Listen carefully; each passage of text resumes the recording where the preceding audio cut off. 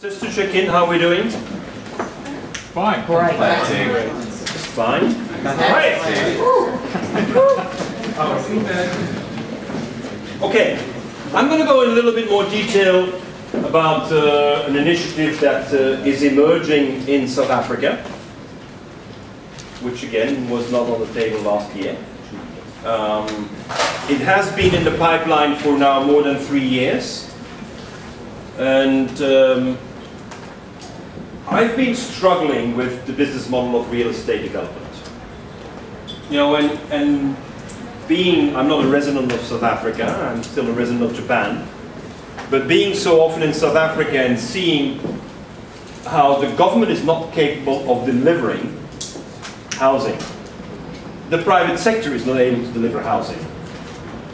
You know, when you're not able to deliver houses, you ask yourself, in the light of the mortgage crisis of 2008, I mean, what is the reason that there is no real financing to get the houses where they should be?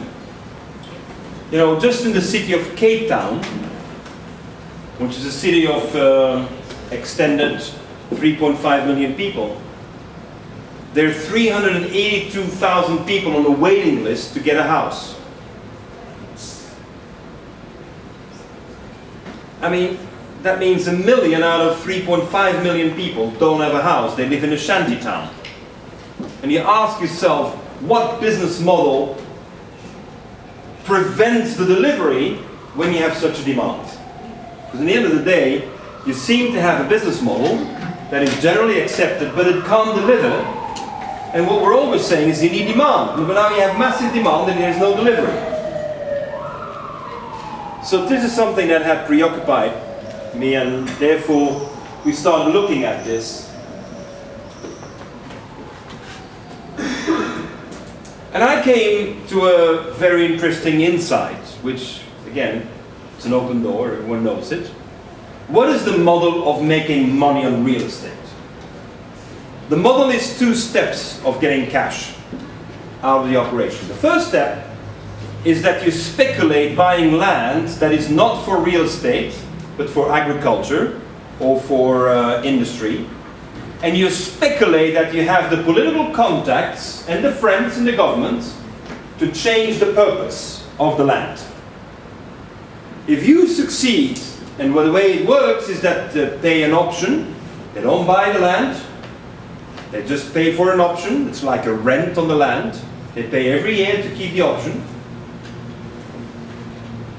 Of course, there is a right of refusal. No one else can pay a higher. If someone else is offering a higher, you have the right to pay a higher option fee. So without buying the land, but with an option, the moment that the land is converted to real estate, you buy it, and most of the time at the same time, you sell it again. I mean, billions are made only because you have the political connection to change real estate from one purpose to another purpose. Now, what does it mean?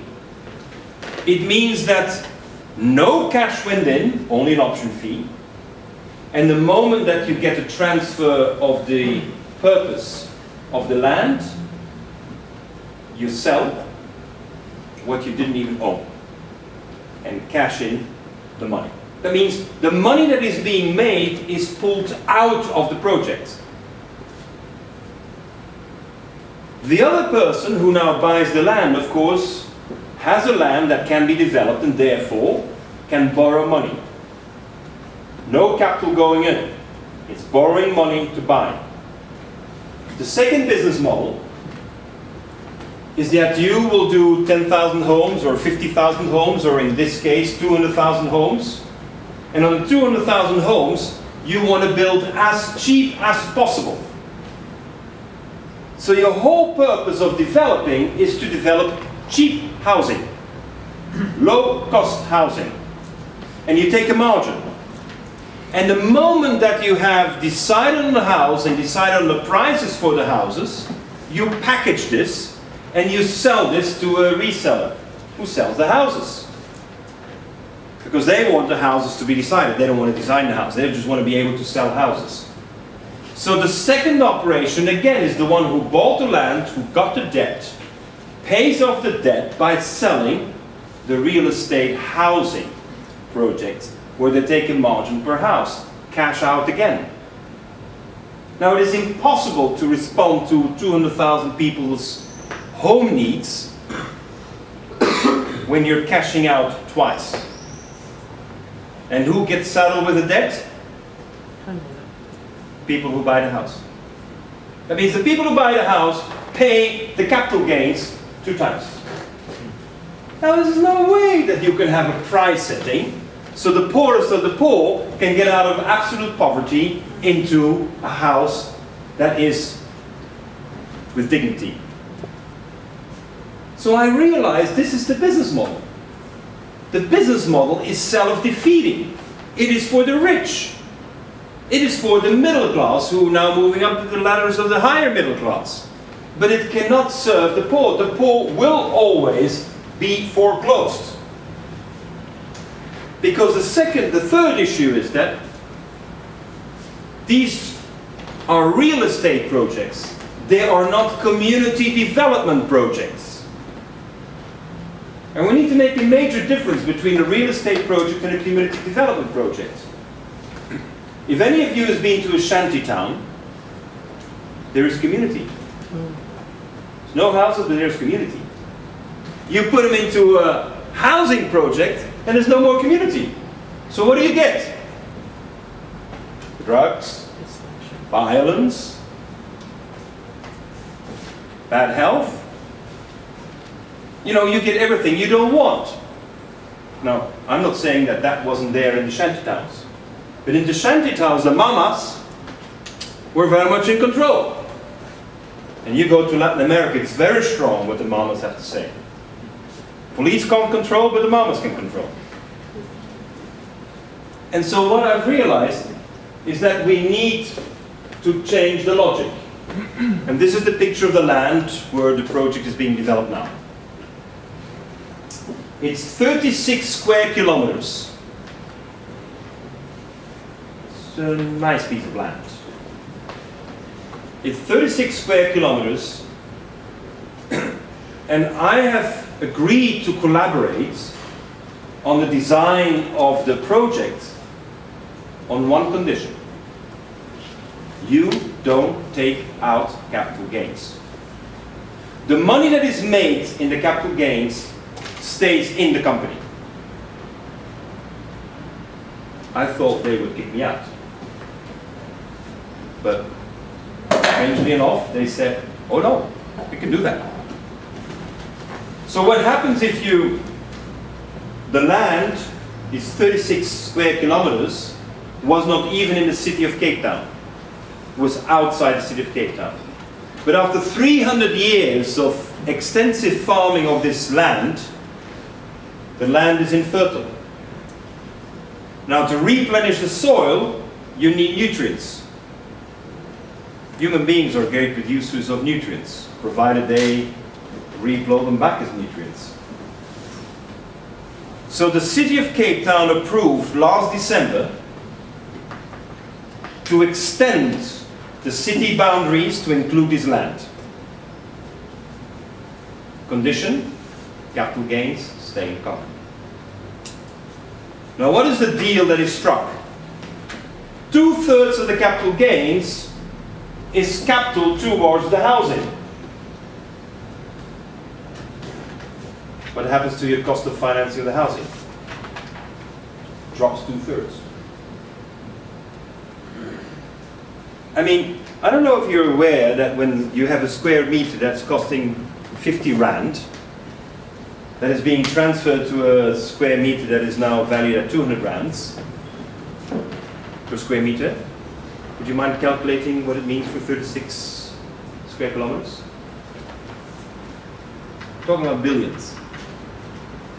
But that money stays in the company. Now that is a very important new. And second, where do you want to make money on? Do you want to make money on a transaction?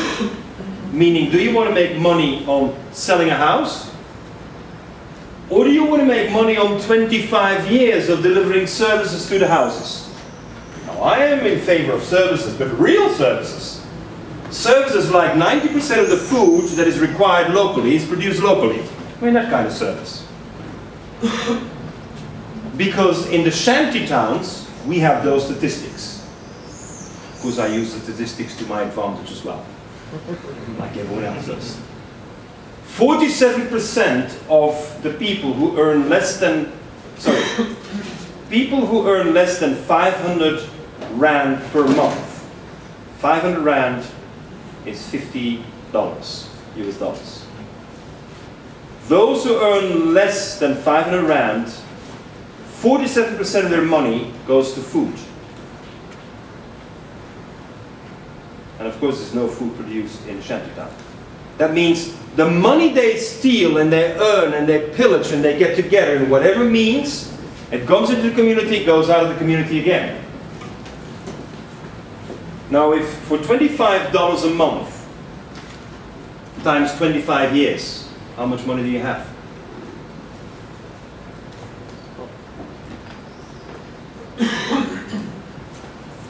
You got enough money to pay 40% of your house. That means that if you're able to find a solution for the food, you become bankable.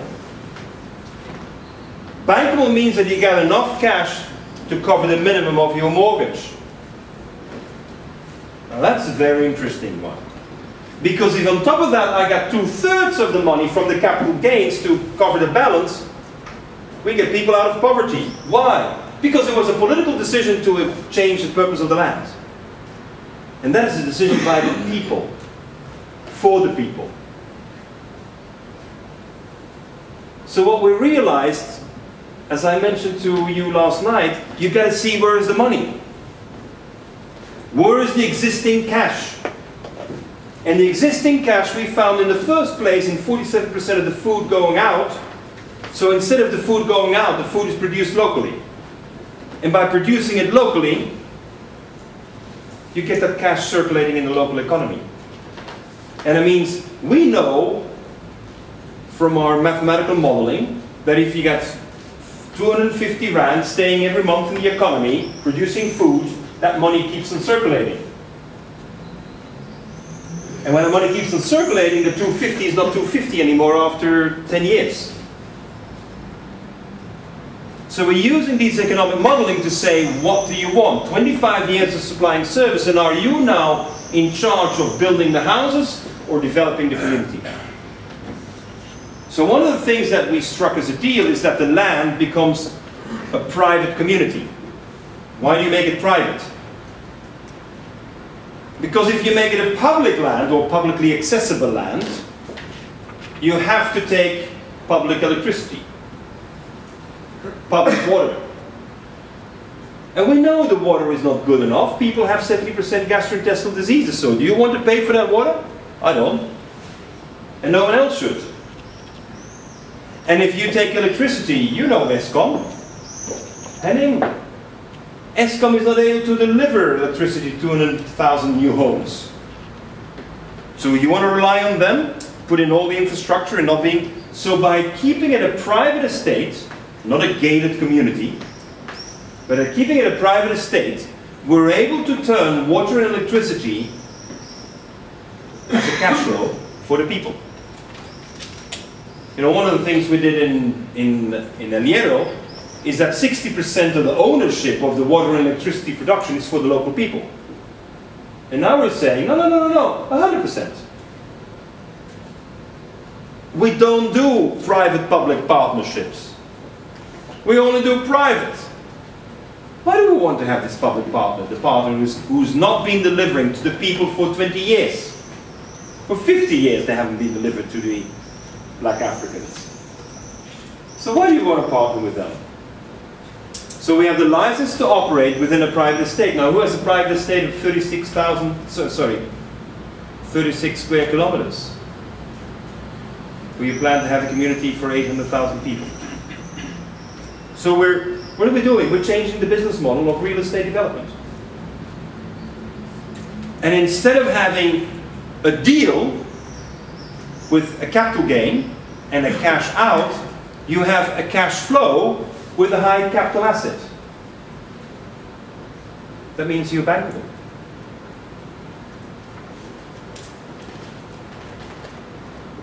And what are the priorities? The priorities is this. It's not only housing. It is water, energy, health, food, and jobs. Our simulations tell us that just to create the infrastructure will require 25,000 people full-time employed. That means the first 25,000 people will have their house and they build their own house. It's funded. That means you reduce your risk. And how come you can pay for these 25,000 people? Because you got this huge capital gain asset on your balance sheet. And you can borrow against. See, if you took it out of your balance sheet and you put it in your pockets and you put it in your bank accounts in Switzerland, or the British Virgin Islands, wherever you want to put it, when you have taken it out, you can't fund this. And therefore, it is not funded. And therefore, you rely on public services which are not delivering. So the turnaround of the logic is that now when you do have the billions in assets, you can borrow against and put 25,000 people to work for 3 years in order to have the infrastructure developed as you think is necessary, including DC electricity, including your own wastewater system. Because we want all the nutrients to go back into the soil because we want to have our own agriculture. So the question is it a house or a community? So what I was able to successfully demonstrate is that it's not a housing project with a quick deal. The cash flows you generate out of the top line is much bigger. Now, Cape Town is no different from many other parts of the world, that people who have a little bit of money are prepared to pay for education for their kids. So as soon as people get out of the poverty trap and their expense is not 47% for food and it drops to 30%, it's very interesting that the new expense people do is not in television sets and vacations on tropical islands. They immediately convert that extra money into education for the kids. It's amazing. The poor invest in education. They know what the future requires. So that is why we need to put education in there. You're not going to send them to the UCT, the University of Cape Town. You create your own universities on the basis of what? On what you're doing. Because what should we learn in life? How to take care of water, food, housing, energy, health, generate jobs. Isn't that what life is about? And if you can empower people to learn how to do that so they can do it for others, I think we create a better generation in the future. So we have already the license from the city to create our own university. But a university is what? The living laboratory of what we're building. You don't want to create another university. Do I want an MBA? Hell no. I don't want to have any MBA agreements with anyone. They offered already. So this is the logic that we go, and here is the analysis. You know, basically, money drains out of the local communities. And it's not only the food. It's on everything that money drains out of the community. So it's a miracle to me that people survive. And the only way they survive is by doing an informal economy. It's the only way you survive. So the key is to create a community where the money starts circulating locally. And it's quite impressive. The first money that starts circulating, you know, those linear models are pretty interesting. Just keeps on growing. Keeps on growing. But it is not growing because you're making money on the money. It keeps on growing because you have more and more people coming who want more food locally. And they want more food locally because they farm it themselves. And that's why your initiatives are so important. To get kids to learn how to do it. Because once they learn how to do it, they think this is not only a great way of life, but they understand very quickly, and that's the economics course we want to give, that that money stays in your local community and now you can pay for education. You can pay for education because you eat your food, you farm. Wow. I thought we had to take a loan. And one of the most important things that we do is we want to avoid at all costs people to get into debt. Debt is what we need to avoid. Never fall into that trap. So, urban mining of building materials, what is that? Use what's local, whatever's there. Local. It's local use, but what is it? We use recycled glass to make building materials. So we're putting up a factory to recycle glass. Now, only 6 kilometers away is the largest dump of South Africa that is so full, it is overflowing. So we're doing what we call urban mining. We get all the glass out of there because we want to create our own construction material from glass. It's all there. We need building materials. And for the first time, houses for the poor are being built with insulation.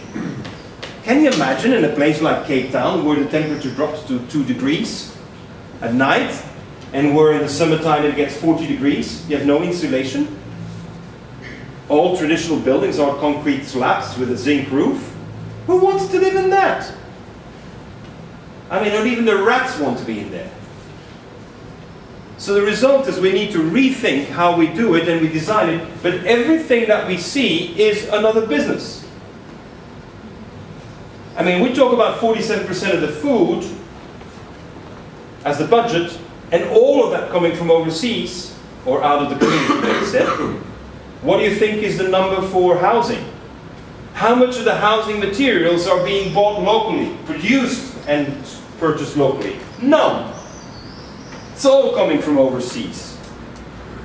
So what do we do again? We see the food cycle, we see the housing cycle. But if you do 200,000 houses, 200,000 houses, that is $8,000 in materials. How many billions is that? Those billions stay in the local economy. Actually, not only stay in the local economy, the raw material comes from the waste dump. So if you start adding this in a mathematical model, you're getting to so much cash that actually it's exciting.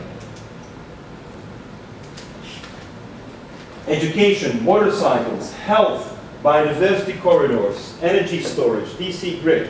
Yes, since we're a private estate, we don't have public transportation. Because public transportation cannot go into gated communities. We agree to that. So what we're doing, and the agreement is with the city is already done, actually they're already building the extension of my city line. And so we have on both sides of the state public transportation. So now we have the privilege of creating our own feeder lines. And what are these local feeder lines going to be? Local electric buses. Because we're going to produce our own electricity. Who has been to Chattanooga, Tennessee? In 1994, I was part of the team that created the first electric bus system in America, in Chattanooga, Tennessee. Who would expect it, Tennessee? Chattanooga, Tennessee developed its own electric bus business. And we had a major problem in Chattanooga because those buses that were working on electricity, you had to charge the bus. That means you basically either buy a machine that boosts the electricity charging at a cost of millions, or you exchange the batteries. The problem was that all bus designs had the batteries placed in a place so you couldn't take them out. Now either you accept or you say we're doing it differently. We were fortunate that there are 3 Coca-Cola billionaires living in Chattanooga, Tennessee who bankrolled it. Big Jack put up the money in order to get the bus system going. It's still running. Go and see it. It's one of the great realizations of local city government. The man in charge was Dave Crockett. His name is David Crockett. And Dave Crockett, as city councillor, pushed through the electric bus system for a city of 250,000 people. All public transportation on buses, with a locally designed battery exchange system for the buses. It takes 6 minutes for the buses to change the batteries. Now you add Wi-Fi? Not yet, but we gotta go back. So what is interesting is that I have the experience of how a city in America, now if a city in America can do it, do we all agree other cities could do it? Yeah. And it's a great business model. It is working. On top of that, they invest in the big aquarium, all transportation to the big aquarium, electric buses. It's a whole experience. Now we want to apply the electric bus system to the feeder buses because somehow Volvo succeeded in selling diesel buses. Now let's all agree that diesel buses is not the most ecological way to do public transportation. But anyway, they got the deal, they paid the right people, and they got the deal through. Now we're going to have feeder systems. So why do we want to have the feeder systems? Because I've learned from the Chattanooga experience how much money you make when you do your own electric buses. You generate your own electricity and you do your own servicing of the bus. Because what is one of my priorities? I pulled it up here. I said it. Jobs. I want jobs to be generated. I'm obsessed with job generation because if we have 200,000 houses there, we're going to need 400,000 jobs. So every opportunity to see cash being spent locally is going to be needed. And so that is why we're focusing on this. Increase your cash flow, generate a multiplier effect, but the bottom is the most important. Increase purchasing power. Not only because people now have a job and have a revenue, people move from 500 Rand a month to maybe 7,000 to 11,000 Rand a month. But against it is a house. Now if you increase purchasing power, what do you do to your risk? Drops. And we know the poor, under the right conditions, honor their debt. In the wrong conditions, foreclose. You reduce your risk because the capital gains remain on the table. This is the most important. Now I'm discussing with several governments, that should become law. I mean, we're complaining about executives getting too big bonuses, but we're not complaining about real estate moguls making billions on a political decision.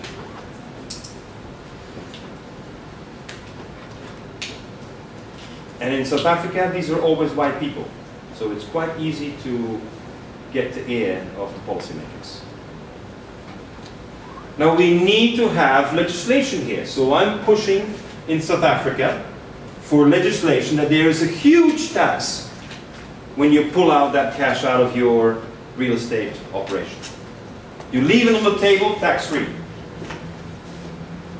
No corporate tax on the capital gain. Huge tax on gaining it out. 90% I'm proposing. Which most of the time is still $1 billion, huh? I don't think we all realize, and it's just like with the ice cream. I didn't know how much money was made on an ice cream. To be honest, I did not know. Once I knew, it's easy to change the business model.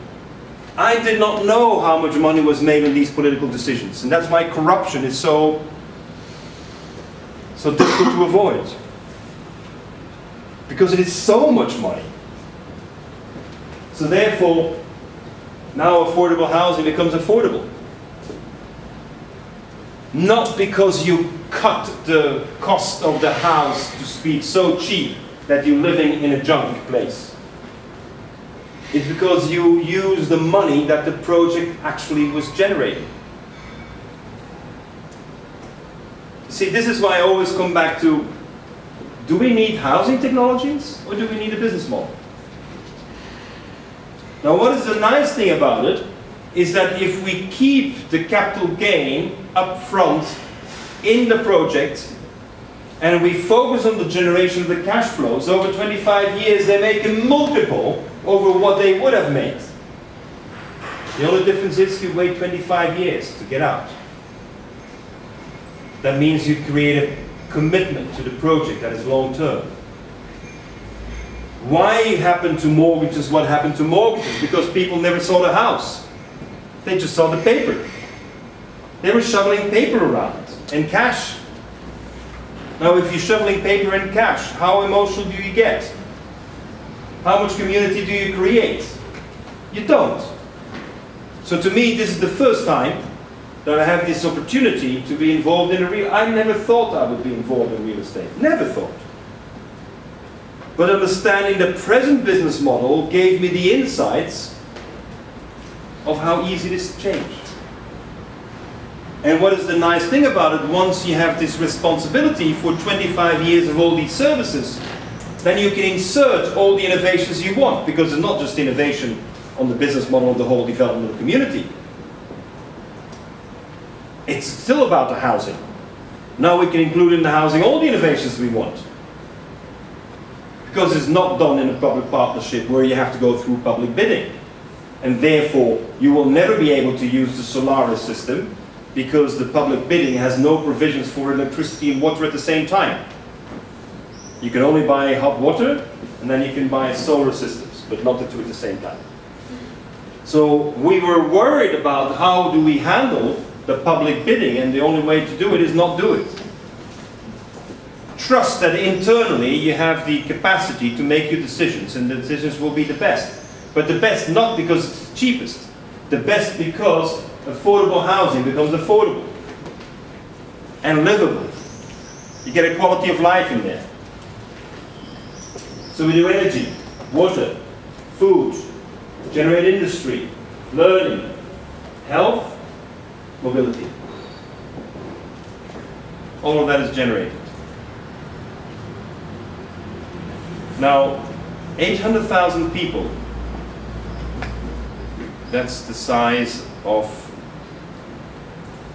a big city for a small country, very small country. It's double the size of Luxembourg. So if you start realizing how much cash is actually generated in there, how much cash is flowing through there. You know, with the blue economy, one of the key things is the flow. How much is going through? And more needs to go through. It means more food, more mobility, more. It's all about more. Not cheaper.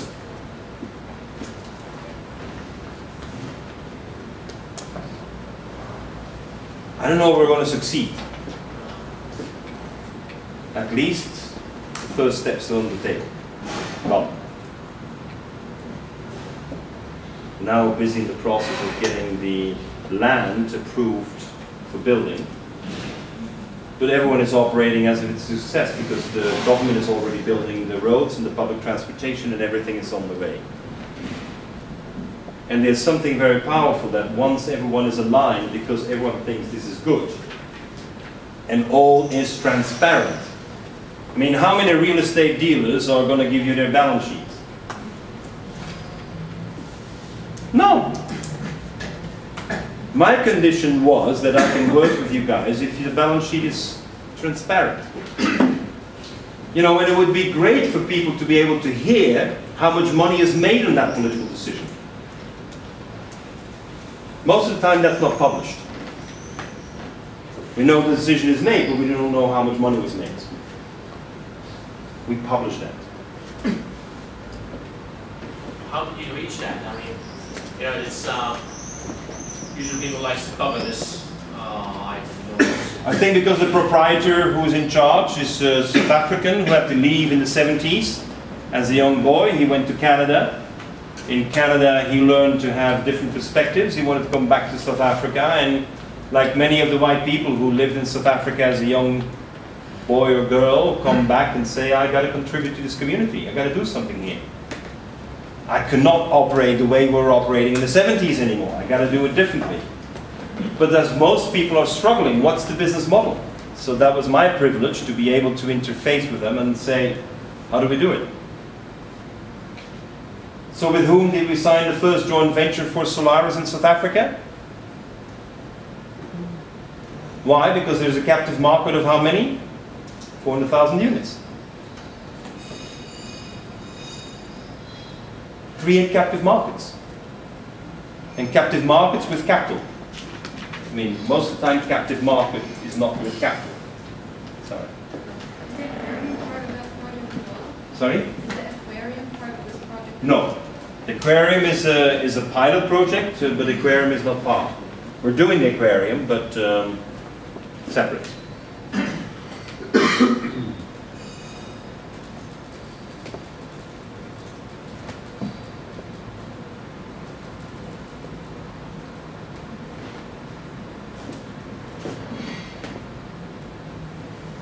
Fables. I'm sorry you're stuck with me. Don't talk about fables. I know, Tibor, you presented one fable, right? You remember the fable? The tallest, the strongest tree. Strongest.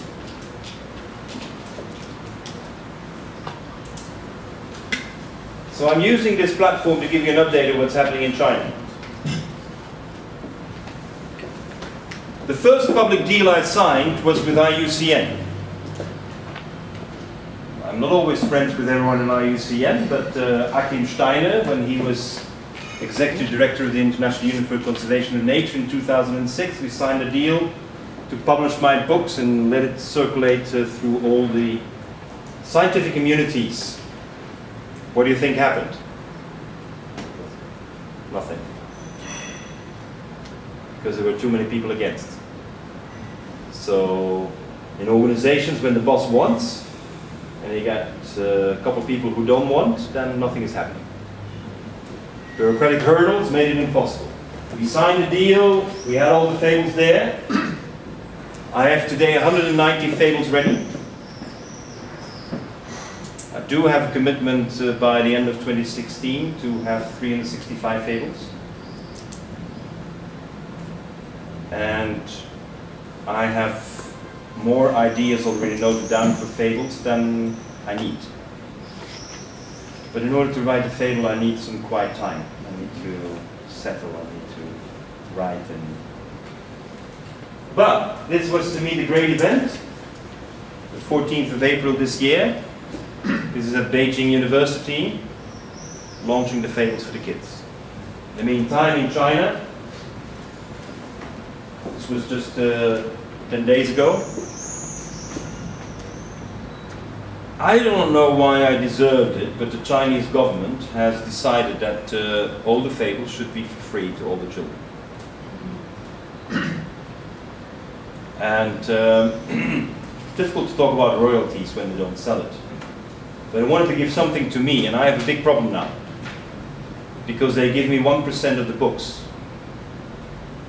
But the problem is that one print run is 10 million copies. So what the hell do I do with 100,000 books? If the kids are already getting them for free. So I'm in a very interesting situation that every month another city or province of China is launching the fables. It's province per province. So I've done Beijing, of course, first. I've done Shanghai. I've done Shenzhen. I've done now Guiyang. I'm doing Dalian. You know, and I'm going one after the other. Now, to me, I could never have expected. I'm standing in front of these kids, and those kids speak English. They're 6 years old, and I can present these fables in English. I do have a translator next to me that if there's a strange word that they haven't known before, and the teacher knows exactly which word, because they know exactly what words they know, what words they don't know, they just translate it. We're doing interactive sessions of 90 minutes with the children, one after the other. So, I never thought I was going to be so busy in China. I didn't even know that a year ago. But China is quite amazing. And they've decided that some of the things that I write is not so nice about the Chinese, but they still want it to be published. How did the children react? I would say ask the kids, you know, I mean, very positive. children. It's very enthusiastic because, you know, China is a country where all teaching is rote learning. The teacher is teaching. The kids take notes. So you can imagine what happens when this tall guy comes there and he's interacting with them. For them, that's never seen, never heard. So on the 15th, 16th of August, I'm doing the launch of the books at the Shanghai Book Fair. But to me, it comes back to the whole systemic approach. How can we be systemic if we only talk to one generation of society? Can't. You can only be systemic if you clearly involve the next generation. And to me, the systemic approach is not only about the material flows and connecting the businesses and have multiple cash flows. Systemic to me also means intergenerational. We have to link different generations. We're in a society that not only has silos for business and silos for science, we have even silos for generations. We separate the people who are above 55, which includes me and Charles. We separate them, and then we have the active people, and then we have the young people. Now there's a great need to reach out to all. And I think that is one of the great lessons that I've learned, is that probably if we're going to be effective with the blue economy work, it's because we're effective in talking to the kids. If you're not effective talking to the kids, it's not working. That's why I'm very happy that here in Hungary all the fables have been translated to Hungarian. Because you can set targets and define strategies, but you have to inspire children. And any project that you do, whatever level, whatever complexity, whatever capital, whatever outreach, you must have an involvement with children. Don't involve the kids, you're not sustainable. And I think this is part of the sustainability we very seldom talk about. We have to become intergenerational with our networking, with our actions. And that's why I'm always happy to see in the courses that people are there from different age groups. Because it's not about one age group. It's about all. You know, I'm Belgian, and in Belgium we have TT. You know what the slogan was of TT? Of Hergé? It's for everyone from 7 to 77 years. So, you know, we really have to be able to reach out to the intergenerational activities. If we don't, we're missing. Not sustainable. Because the creativity and the reaction you get from the young kids is quite amazing. When they don't agree, they tell you. When they're enthusiastic, they tell you. When they're sad, they cry. When they're happy, they scream. Just don't just smile, they scream. And I think what we need is particularly that great openness of young children to be able to communicate in a very different way. And when children figure something out, they tell you. They don't file a patent. They never file a patent. My favorite proverb, it always seems impossible until it's done. I mean, that's why we need to sit here. That's why we're together. We need a couple of weeks together, and I actually am, it's the first time I come at the end, usually I come at the beginning. But I think what is very important is that we translate what other people see as the impossible into the possible. There's no guarantee that things work, but we have to focus on the possible. And if it's impossible, if you decide it's impossible, it is impossible. And if you decide it's possible, you may succeed. You may even do better than you thought was possible. And I think that is really what life is all about, is to do better. Not just to realize your dreams, to do better than you can imagine. Because that's what we need as well. Our society is not safe because we found a solution. Our community and our world becomes sustainable because we do better than we could ever imagine. Because today we do worse than we ever imagined. Now if you can do worse than you ever imagined, you can do better than you imagined as well. Thank you.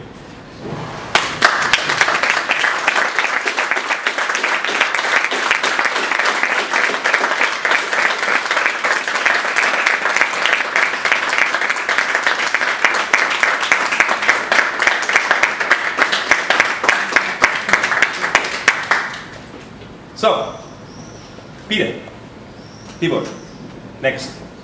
Next is The coral reefs being in Australia, Great Barrier Reef, etc.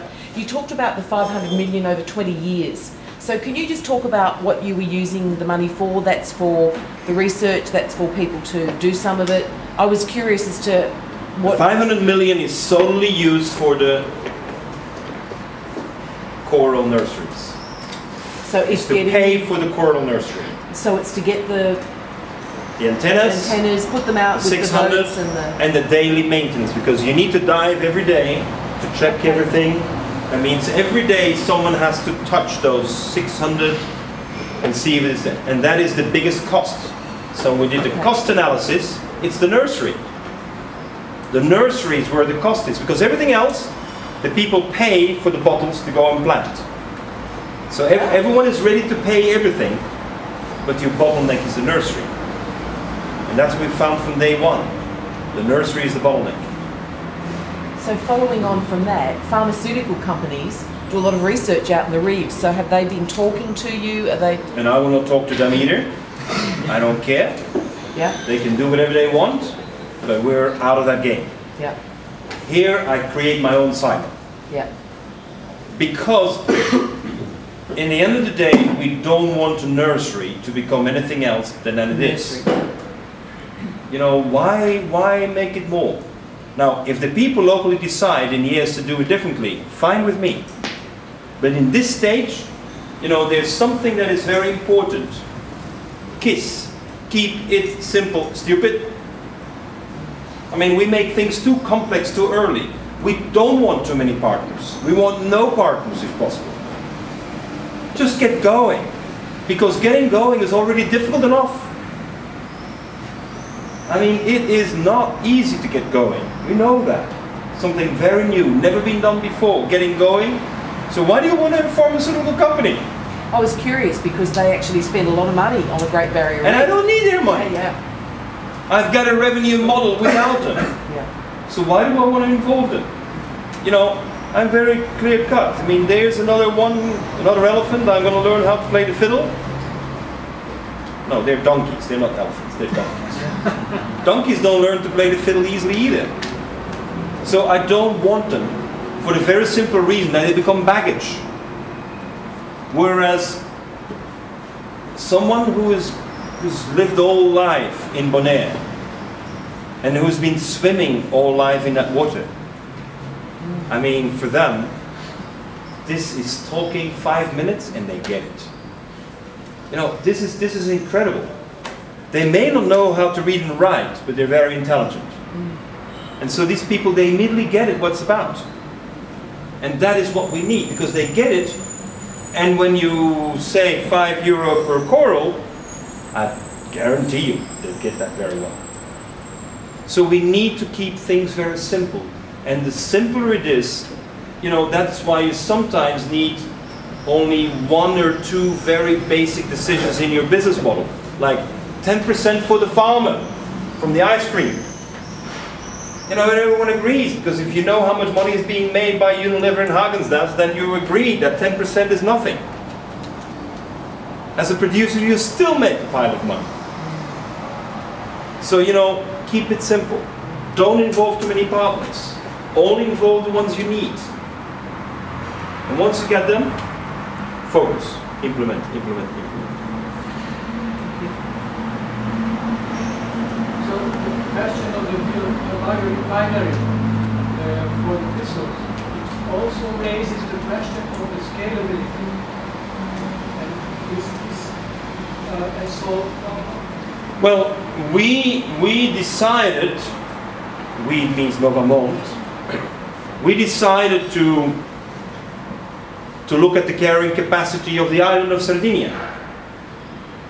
How much thistles are produced on the island in a sustainable way? Because we know that if you're continuously harvesting, you're going to drain the soil.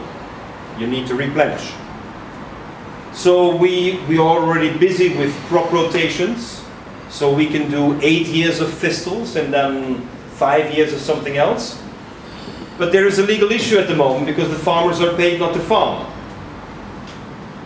So they would lose their subsidies from the European Union if they decide to farm something.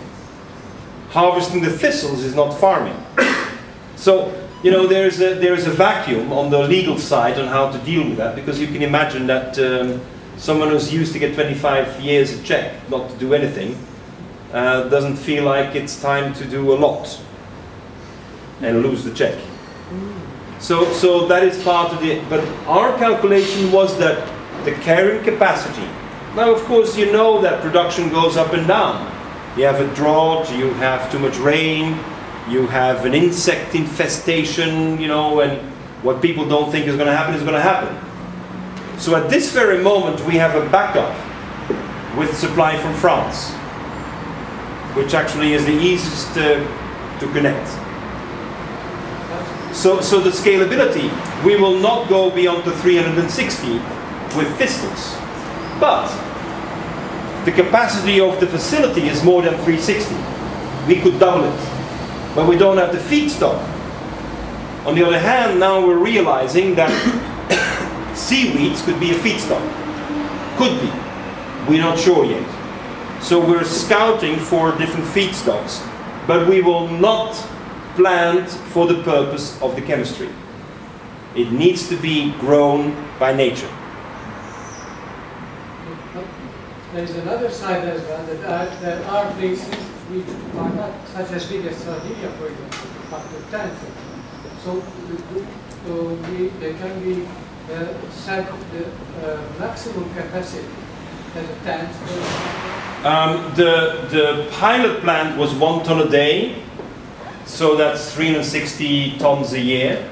So that's the smallest we operated, and that was also commercially viable. Of course, what you don't get is the distribution system like we have now.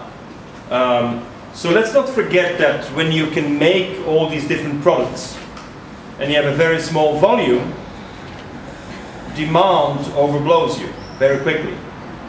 I mean, one of the things I've been learning is, I mean, how many millions of tons of chemicals we actually use. And so when you look at the volumes that are being used, you know, it makes sense to have, from a marketing point of view, the volumes to offer. From a technical point of view, you can crack. But the marketing is where it is. I'll give you an example. Versalis, which is the chemical arm of E&I, sells herbicides to all the cities in Italy. Now you really need to be able to offer enough to go to all the cities. That's the opportunity. Now we're not producing enough. So there's a very big pressure to scale up further, but we know in Sardinia we can't do it, so we need to do it somewhere else. So that's a debate that's ongoing now. Now you can imagine what it means from a political point of view to be able to say all the cities in Italy only use natural herbicides. That's revolution. Now if I were to have come with a herbicide that is natural, I would never have come into the distribution system. Never. So we need to see how the impact, and we talk about tipping points. Where is the tipping point where, poof, everyone is going to do it? Now, then we need to be ready with production. That's why over the lunch break, or sort of the coffee break this morning, I was talking about the fact that we're now planning for 7 factories in Italy. 7. I mean, it would be the largest petrochemical conversion to biorefineries ever. It's all under one umbrella. So what is our business model to go faster? The business model to go faster is to say, we have developed about 1,000 patents. In order to operate this, you need 1,000 patents. So what we're saying internally is that we're creating this package of 1,000 patents and say, are you ready to run in Brazil? Because you got lots of biomass. Are you ready to run in Australia? You know, and let's make a deal. Give you the whole set of patents. You can do on-site training because it's all operating. And then you move on and you duplicate simultaneously in different parts. But what I have learned as well, I could admit, I mean, I knew nothing about all this chemistry, nothing. But what I've been learning is that the marketing is very key. Many products also require very high costs for permitting, the permission to sell. You need to have the safety studies and so on. Now, fortunately, we don't do any chemical reactions.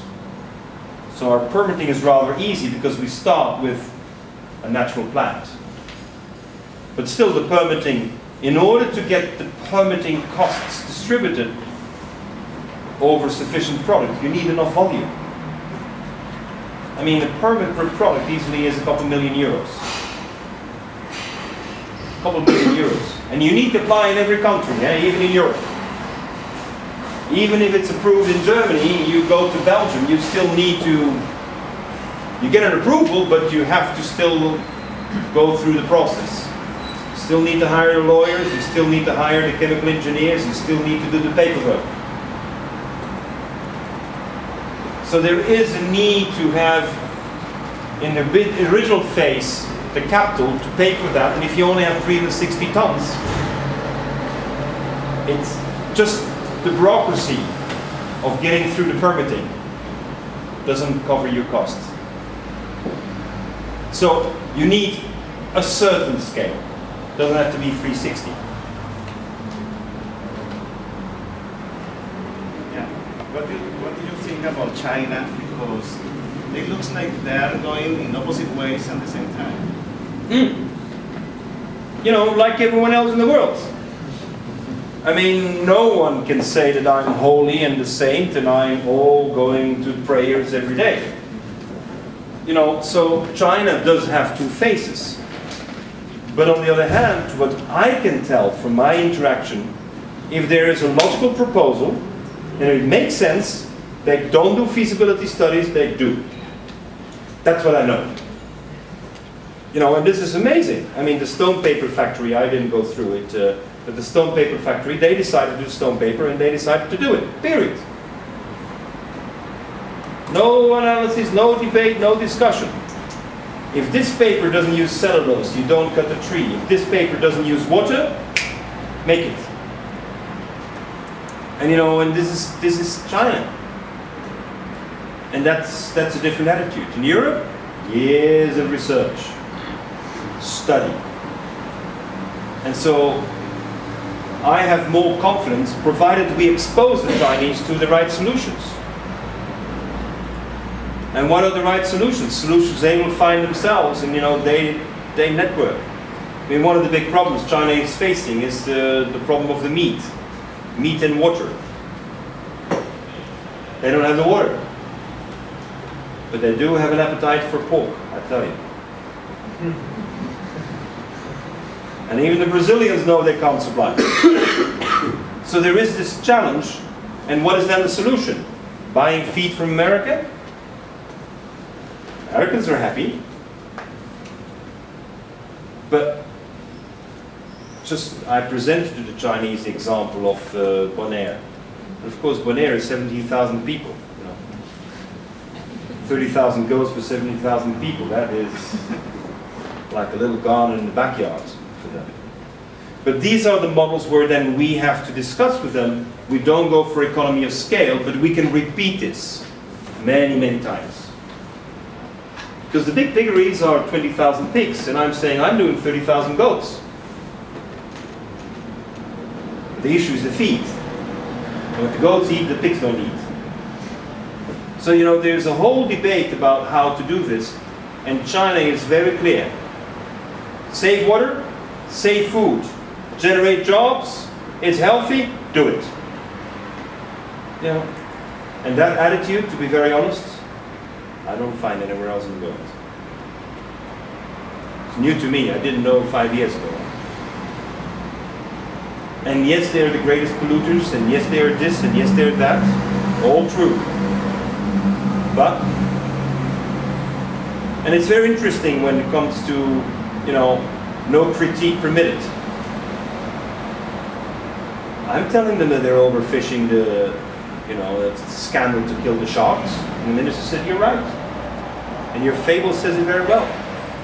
Because what I do is I say in my fable, don't eat me alive.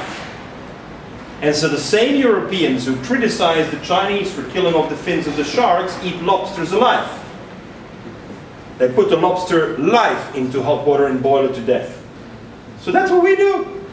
And we think we're the holy saints and you shouldn't be killing off the sharks. No, we shouldn't be killing off the sharks, but you shouldn't be eating lobsters alive either. And so when I put the title of my fable, Don't Eat Me Alive, you know, the Chinese said, yeah, shouldn't, because the Chinese, of course, they eat sometimes fish alive as well. But at least they're not boiled to death. But you know, there is this continuous double moral. And so when I put it forward to the Chinese and look at the double moral of the Europeans and the Chinese, they say, fine. It has to be a two-way. And when I have my fable of stealing less, they love it. They love the fable about stealing less. And originally I thought I should change the priest for a policeman. They thought that would have been more politically and culturally correct. Because now I have a little boy going for confessions. And I thought I should change the boy going to the policeman to confess. They love it, it's the priest. They love the idea. Because what am I doing? It's the priest who looks bad. And as I'm not talking about other issues related to the church, everyone gets it. And it's not that the church is bad, it's just because the moral of the story is that we got to change the way we think about this. It's not about doing less bad, it's about doing more good. And so that the Chinese like. So I find that you know, the opportunity to expose people in China to sometimes quite critical points, critical ideas. And we know, for example, I'm going to launch on the beginning of February, I'm doing a big launch of my fable, The Tooth Fairy. I've written a fable about the tooth fairies. You know the tooth fairy, right? I mean, every child dreams about the tooth fairy. The only one who can't dream about tooth fairies today is the elephant.